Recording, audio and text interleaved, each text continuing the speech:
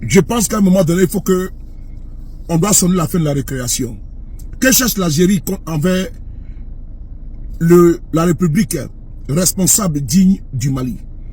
Parce que nous voyons tout le temps qu'il y a une tension, pour ne pas dire actuellement une tension entre l'Algérie et la France. L'Algérie demande le respect de la France. Mais pendant ce temps, il ne renvoie pas l'ascenseur au niveau du Mali. Le Mali, il y a un groupuscule qui a décidé de prendre les armes et de créer une pseudo-république. Cette république, ça veut dire créer une république au sein du Mali. Le Mali est un et indivisible. Et personne ne peut venir faire la sécession ou bien scinder le Mali en deux. Dans cette optique, ces séparatistes, indépendantistes sont appuyés par des puissances étrangères. Et dans ce soutien-là, on voit que ceux qui ont été chassés au niveau de Kidal ont trouvé un refuge à la frontière algérienne. Les drones de reconnaissance qui traquent les terroristes, les terroristes, ces drones-là, on a vu qu'un drone a été abattu par l'Algérie. Le Mali a décidé de passer à l'offensive. Oui, et de taper du poing sur la table. Parce que le respect ne se commande pas. À un moment donné, l'on doit comprendre et faire comprendre au gouvernement algérien que le Mali n'est pas une sous-préfecture de l'Algérie ou d'Alger. Non, non, je suis désolé. Et que les gouvernants maliens ne prennent pas les ordres auprès du gouvernement algérien. Le respect doit être de mise. Le Mali est un pays vaste et riche et dont la richesse est convoitée. Ceux qui ont décidé d'être des séparatistes, on le voit également avec l'Algérie, dans la situation avec le Sahara occidental, avec le Sahraoui, avec le Maroc. On voit cette bagarre qui est entre, je peux dire entre guillemets, entre la Mauritanie, entre l'Algérie et le Maroc.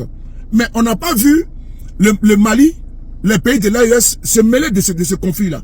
Mais on ne comprend pas pourquoi est-ce que l'Algérie peut donner logis, peut donner les soins, peut donner, comment dirais-je, accompagnement et protection à des individus qui sont en train d'attaquer et qui attaquent devant la face du monde et qui agressent le Mali. Ce n'est pas normal. Dans cette optique-là, le Mali a décidé de frapper du poing sur la table et de porter plainte contre l'Algérie. On écoute ici cette édition spéciale du gouvernement. Information.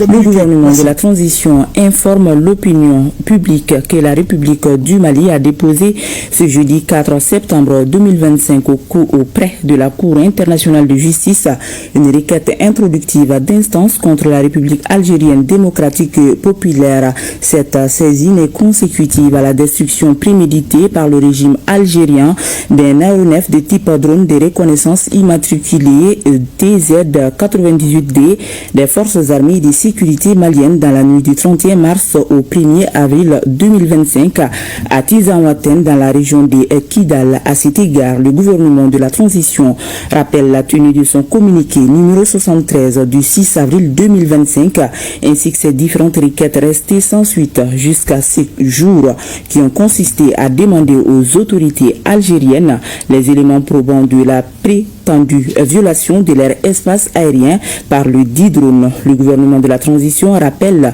que cette destruction du drone à l'intérieur du territoire malien constitue non seulement une agression, un acte hostile, inamical et condescendant de l'Algérie, mais aussi et surtout une violation manifeste du principe de non-recours à la force et un acte d'agression au regard de la résolution ARS 29-3314 du 14 décembre 1974 de l'Assemblée générale des Nations unies, des dispositions pertinentes de la Charte des Nations unies, de l'acte constitutif de l'Union africaine et de son pacte de non-agression et de défense commune. Cette agression flagrante que le gouvernement dénonce avec force et dont le but a été d'entraver la neutralisation des groupes armés terroristes par les forces armées et de sécurité maliennes est est le summum d'une série d'actes hostiles et d'agissements malveillants, maintes fois dénoncés par les autorités maliennes et démontrent clairement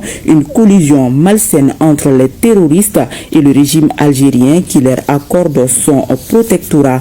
Par cette requête introduite auprès de la Cour internationale de justice, le gouvernement de la transition du Mali réaffirme l'impérieuse nécessité pour les États parrains et exportateurs du terrorisme au Sahel de cesser d'être une menace à la paix et à la sécurité régionale et de travailler de bonne foi pour contribuer à la stabilité, seul gage de la sécurité collective et du développement durable.